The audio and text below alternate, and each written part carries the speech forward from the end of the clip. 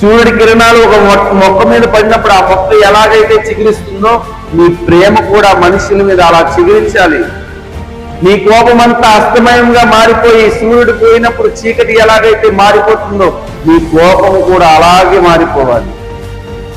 నీ కోపాన్ని చీకట్లో వదిలేయగలిగితే నీ ప్రేమ వెలుగుగా ప్రకాశిస్తుంది. దేవునికి స్తోత్రం. హల్లెలూయా. నీ కోపం ఎప్పుడైతే అస్తమిస్తుందో నీ ప్రేమ మరలా చిగురిస్తుంది. నీ ప్రేమ చిగురిస్తుంది.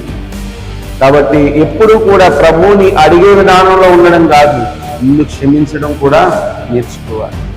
ఈ రాత్రి దేవుని సన్నిధిలో ఉన్న మనం క్షమించడానికి ప్రయత్నం చేసేవారిగా ఉండాలి. క్షమించే హృదయం కలిగిన వారిగా ఉండాలి. క్షమించే మనసు రావాలి.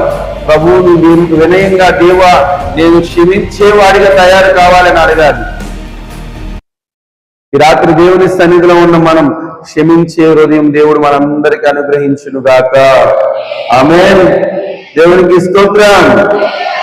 మరొక మాటకు ముందుకు వెళ్దాం. మత్తయి సువార్త